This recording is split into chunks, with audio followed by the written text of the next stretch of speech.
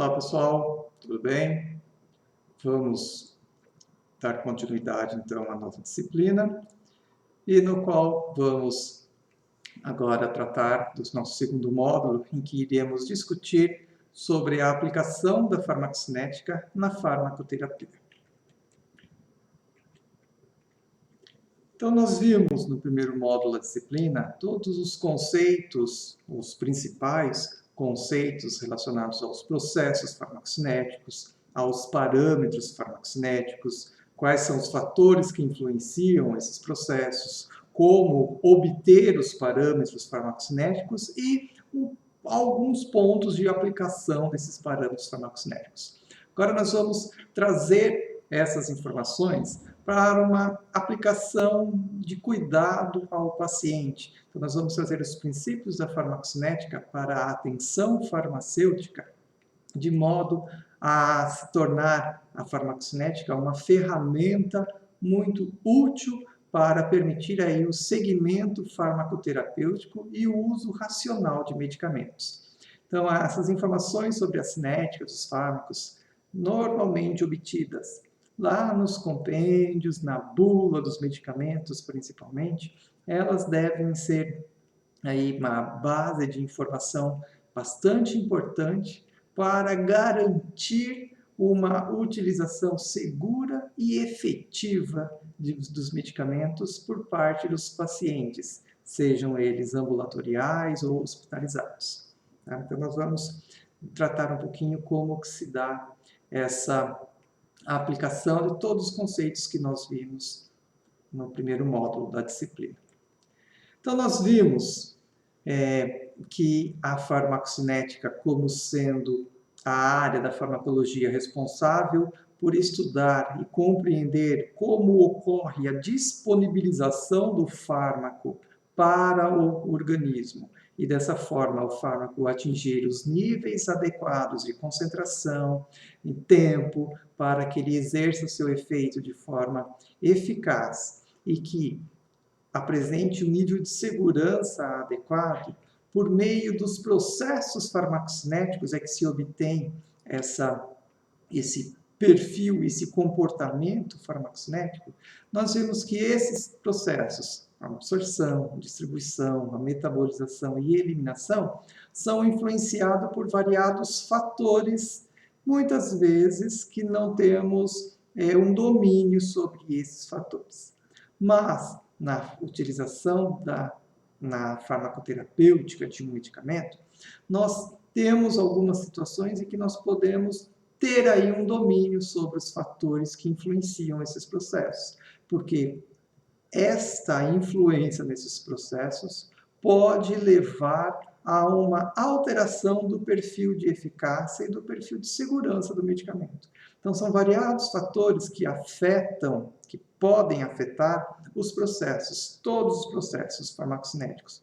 Absorção, distribuição, metabolização e eliminação. Então, cabe aí ao farmacêutico, no momento da prescrição do medicamento, informar ao paciente a melhor forma de administração, a melhor forma de uso, de modo a minimizar as influências e de minimizar as alterações que determinados fatores possam levar na ocorrência dos processos farmacocinéticos fora de um padrão normal, certo?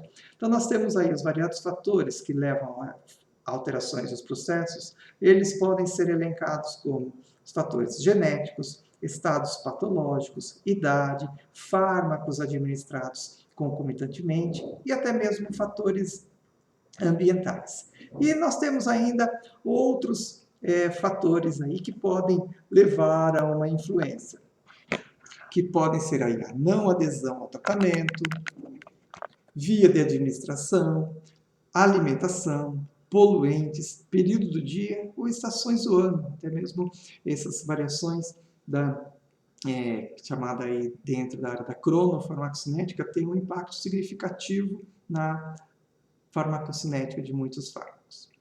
Então é isso que nós vamos estudar um pouquinho agora, quais esses fatores e como termos aí uma possibilidade de minimizar a ocorrência dessas alterações. Então, o primeiro deles, que tem uma influência aí na absorção, que nós já vimos, que é o pH. Então, nós temos o pH como sendo um poderoso fator aí que influencia a absorção de fármacos, e principalmente para fármacos pH dependentes. Então, aí nós temos nessa figura, nesse slide, olha só, aqui uma situação em que foi administrado um medicamento que é o cetoconazol.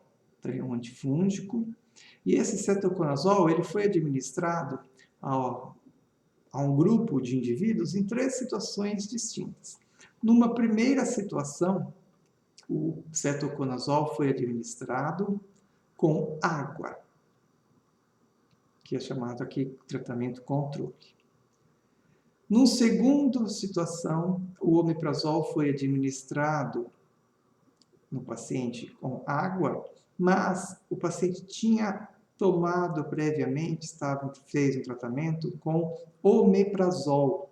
O omeprazol é um medicamento utilizado para problemas gástricos, úlceras gástricas, e ele promove aí uma redução da liberação de ácido clorídrico pelo estômago. Ele é um inibidor da bomba de prótons, então ele diminui aí a liberação de ácido clorídrico pelo estômago. Dessa forma, o pH estomacal aumenta. E olha o que aconteceu, vocês vão notar aqui, que é a letra B, o tratamento com o omeprazol. O que ele fez com o perfil de concentração plasmática do cetoconazol. Tá? Então, esse é o perfil de concentração plasmática do cetoconazol, quando administrou ele somente com água, num paciente sem ter uso de nenhum outro medicamento. Agora aqui, esse perfil mais baixo, ele é a administração do cetoconazol com simultânea administração de uso pelo paciente de omeprazol. Então, olha só que redução significativa da biodisponibilidade, do quanto do fármaco se tornou disponível no organismo em função da associação do cetoconazol com o omeprazol. E olha só essa terceira situação, que é uma situação bastante corriqueira. Esses pacientes que tomavam omeprazol, ao ser administrado cetoconazol com água, gerou esse perfil aqui embaixo. Agora, se for administrado o cetoconazol, ao invés de água, com Coca-Cola, olha o que originou no perfil. Uma elevação em relação ao omeprazol com água, da biodisponibilidade, do quanto do fármaco foi absorvido. Então, nós vemos aí que a alteração de pH gástrica promoveu uma alteração significativa da biodisponibilidade, do quanto do cetoconazol foi administrado. E notem que essa alteração do pH se dá por situações corriqueiras do dia a dia de um paciente, com a utilização de outro medicamento ou como ele faz a administração desse medicamento. É com água, é com um suco ácido, é com um alimento que promova aí uma alcalinidade no estomacal, tá? Então, nós temos esses fatores que alteram, muitas vezes significativamente, mas nem tão significativamente assim, o pH estomacal, pode muitas vezes levar a uma alteração significativa da quantidade do fármaco que é absorvida. Então, é isso que nós temos representado aqui. E olha só como algumas bebidas utilizadas aí normalmente pela população têm valores de pH que podem levar, então, a alterações significativas da absorção de muitos fármacos. Olha aqui, temos alguns exemplos de fármacos que têm, então, uma absorção muito dependente e muito facilmente influenciável pela alteração de pH. Então, o pH estomacal pode influenciar a absorção de fármacos como verapamil, nicardipina, inibidores de agregação plaquetária, antifúngicos, as óleos, o cetoconazol é um deles, os antiarrítmicos, como a propafenona, betas bloqueadores, como o propranolol, os antidepressivos tricíclicos, como a amitriptilina, imipramina, desmipramina, e os derivados da morfina e a própria morfina, metadona e pentazocida. Então, nós temos aí alguns fármacos que já reconhecidamente têm uma absorção pH dependente. Então, alterações do pH levam a alterações na absorção desses fármacos. Tá? Então, muito cuidado, tem que ser tomada aí ao fazer ingestão de antiácidos, um sal de fruta qualquer, estou com uma azia e estou fazendo tratamento com alguns desses medicamentos. E estou com uma leve azia, um distúrbio gástrico, vou tomar um sal de fruta, aí que não tem efeito nenhum, ele não tem, não, é bem corriqueiro o uso desse tipo de medicamento, mas saibam que ele pode ter impacto. Ou até mesmo, que é bastante comum na culinária, ter aí utilização, por exemplo, como fermento bicarbonato de sódio, ou coisas do cotidiano da utilização das pessoas que podem levar a uma alteração do pH e tem um grande potencial, na verdade, de levar à alteração da absorção de fármacos.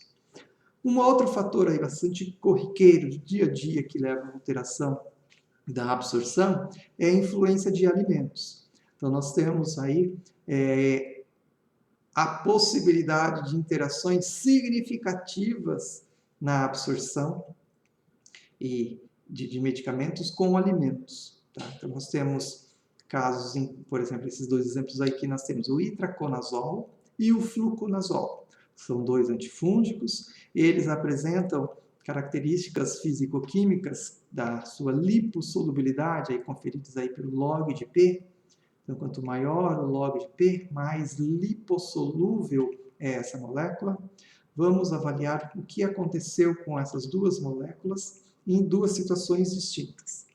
Olha aí, temos aqui numa primeira situação, um perfil de concentração plasmática de 0 até 24 horas após a administração em pacientes com jejum de 12 horas e a administração com aqui o fluconazol administrado para esses pacientes em uma situação jejum, que está em bolinha, aqui esse perfil de cima.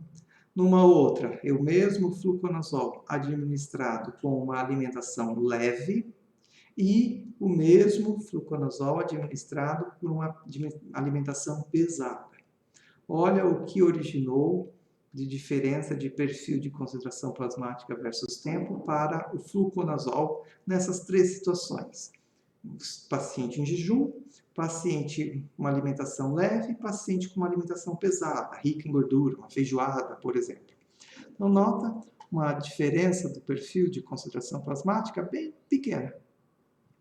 Mas olha, já com outro fármaco, o itraconazol, administrado para esses mesmos voluntários, esses 12 voluntários da primeira situação, e nas mesmas situações em que se tem a administração do itraconazol, agora é outro fármaco, em pacientes com jejum de 12 horas, que originou este perfil contínuo. Depois, o mesmo itraconazol, a mesma dose administrada em pacientes com uma alimentação leve e o mesmo medicamento, o itraconazol, administrado na mesma dose para os mesmos voluntários com uma alimentação pesada. Então, nós temos aí, diferente do que aconteceu na primeira situação, diferenças significativas da biodisponibilidade ou da absorção do itraconazol quando se tem pacientes alimentados ou em jejum. Tá? Então, o que nós conseguimos concluir dessas duas situações? Vamos voltar. Esse fármaco, o itraconazol, é o mais lipofílico, e o fluconazol é menos lipofílico, qual teve maior impacto na absorção em virtude da alimentação? Então, o que teve maior impacto foi o itraconazol, e ele é o fármaco mais lipofílico.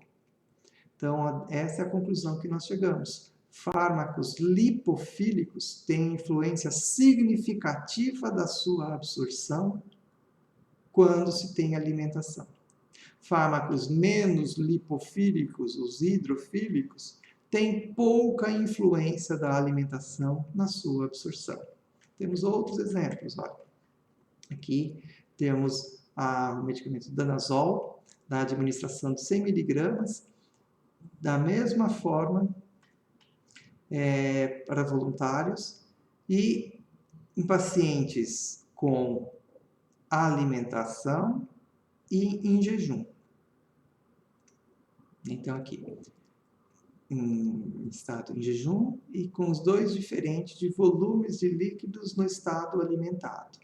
Então, você tem aqui o danazol com a alimentação, o padrão com água, teve uma diferença pequena em relação à administração padrão com o volume normal de água, 200 ml de água, ou quando se teve a administração desse fármaco com uma alimentação rica em gordura. Olha o perfil como foi significativo. Tá? Então, nós temos aí comprovação daquela conclusão que nós chegamos anteriormente. Fármacos que são lipofílicos, no caso do danazol, têm uma influência na absorção em virtude da alimentação. Então, a alimentação aumenta a absorção desses fármacos. Agora, por que vocês acham que acontece isso? Qual que é a razão? Qual é o motivo que leva com que fármacos lipofílicos tenham uma maior absorção quando administrados juntos com alimentos? Então, a explicação se dá em virtude do aumento da velocidade ou até mesmo da taxa de dissolução desse fármaco. Então, você tem aí uma solubilização mais facilitada do fármaco pela presença do alimento. Mas como que o alimento vai aumentar a solubilidade do fármaco? O alimento aumenta a solubilidade do fármaco no trato gastrointestinal porque o alimento estimula a liberação de sais biliares, principalmente alimentos ricos em lipídios gordurosos. Eles têm aí uma influência significativa na liberação de bílides, que contém sais biliares. E esses sais biliares têm um efeito tensoativo. Eles formam micelas que o objetivo aí dos sais biliares é promover, então, aí a digestão de substâncias lipídicas. Então, elas promovem nas substâncias lipídicas da alimentação a sua formação de micelas, a quebra dessas partículas lipídicas para favorecer a sua absorção. E dessa forma, esses sais biliares vão atuar também nas moléculas dos fármacos lipofílicos, favorecendo então a solubilização. E isso faz com que a absorção seja então facilitada quando se tem uma solubilização. E a velocidade com que ocorre essa solubilização aumenta a velocidade de absorção desse fármaco, que tinha uma velocidade de absorção dependente aí da velocidade com que ele se solubilizava no trato gastrointestinal, né? Então, quando é isso que nós temos aqui, ó, quando fármacos lipofílicos com alimentação, presença de sais biliares estimuladas pela alimentação, faz com que ocorra uma maior solubilização. Há outros exemplos aqui de fármacos que sofrem esse exemplo: albendazol, isotretinoína, lovastatina, propafenona, grisefulvina, cetoconazol. Então, são outros fármacos, grande certeza que eles são aí muito lipofílicos. E agora com os fármacos hidrossolúveis. Então, fármacos hidrofílicos, o alimento não tem qualquer influência. Tá? Então, a alimentação não tem qualquer impacto, nem positivo, nem negativo, salvo algumas exceções. Tá? Então, fármacos hidrofílicos, eles não sofrem nenhuma influência positiva da absorção pela presença de alimentos. Mas alguns, como fármacos bifosfonatos ou fármacos que interagem com íons, fluoroquinolonas, tetraciclinas, então, alguns fármacos têm aí um prejuízo da sua absorção quando administrado com alimentos. Então, há a possibilidade de alguns componentes nutricionais, principalmente íons, presentes em carnes, em leite, e até mesmo em antiácidos, outros medicamentos antiácidos, podem formar aí complexos com alguns fármacos, por exemplo, bem marcante com a tetraciclina, os derivados do cálcio do leite, e que formam complexos que tornam esses fármacos insolúveis. Então, é um fármaco muito hidrossolúvel, que na presença de alguns constituintes nutricionais se tornam insolúveis e então não são absorvidos. Tá?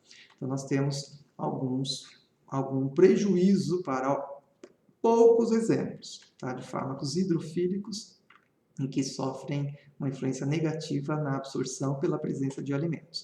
E existem ainda alguns fármacos que são tão hidrofílicos que nem têm a potencial de ser absorvido pelo trato gastrointestinal por serem muito hidrossolúveis. Então, eles não conseguem atravessar membranas. Então, por isso que eles nem têm a forma de administração por via oral. Por exemplo, a tobramicina, a gentamicina, a amicacina, a neomicina, eles são utilizados por administração parenteral ou local, porque não conseguem ser absorvidos de tão hidrofílicos que eles são. Tá? Então, qual a conclusão que nós chegamos aí em relação à absorção? Fármacos lipofílicos sofrem influência da alimentação para sua absorção. Fármacos hidrofílicos não sofrem influência da alimentação na absorção, salvo algumas exceções, que é bom conhecer essas exceções. E agora eu pergunto, então, todo fármaco lipofílico tem que ser administrado com alimentação? O que vocês acham? Pensem aí por uns segundos. Então, todo fármaco lipofílico tem que ser administrado com alimentos? Então, nós temos ter esse cuidado em poder afirmar isso ou não. Então, o que nós chegamos à conclusão aqui é que todo fármaco lipofílico sofre influência da alimentação na absorção, certo? Então, ele sofre influência quando se tem junto com alimentos. Então, se no estudo clínico esse fármaco foi desenvolvido, no desenvolvimento desse fármaco, ele foi testado e utilizado e se estabeleceu a dose efetiva, e essa dose efetiva é para ser administrada junto com o alimento, então essa informação o farmacêutico tem que passar para o paciente. Olha, use esse medicamento, olha, com o alimento, junto com a alimentação, próximo à alimentação, porque somente assim ele vai conseguir ser absorvido no nível adequado e se tornar eficiente. Se você não administrar esse medicamento com o alimento, ele vai ser ineficaz, inefetivo. Essa é uma primeira situação. Mas existe uma outra situação. Um fármaco é lipofílico e no estudo clínico ele foi desenvolvida o esquema posológico, a dose dele a ser administrada e não foi utilizada a alimentação. Então agora, para esse medicamento vai estar escrito na bula. Tome esse medicamento longe do horário de alimentação. Não administre com alimentos. Então vai estar descrito dessa mesma forma. Ou com alimento ou sem alimento. Agora, se um paciente que faz uso desse medicamento, que é lipofílico, e na bula do medicamento estava descrita para ele, não administre junto com o alimento. Se ele inadvertidamente fizer uso desse medicamento com o alimento, o que pode acontecer com esse paciente? O que vocês acham que acontece? Então, você se lembra que alimentos podem aumentar a absorção de fármacos lipofílicos? Se aquela dose foi estabelecida para ser administrada sem alimento, Agora, se eu administrar com o alimento, eu não vou ter uma elevação da absorção?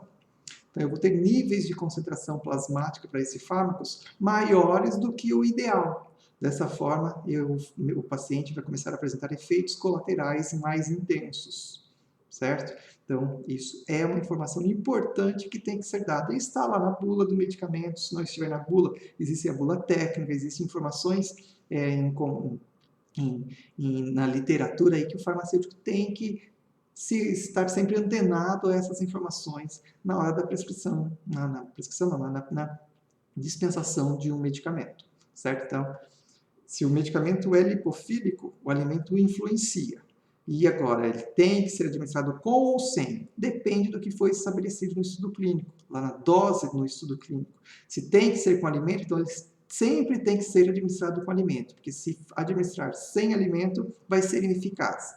Ou, se o medicamento pede que seja administrado sem alimento e o paciente faz uso dele agora com alimento, ele pode ter intensificação dos efeitos colaterais. Tá? Isso é uma informação importante a ser passada aí para o paciente, certo?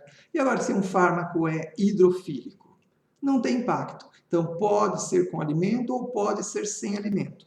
Muitas vezes, em algumas situações, o fármaco ele é lipofílico e há a recomendação dele ser utilizado juntamente com a alimentação.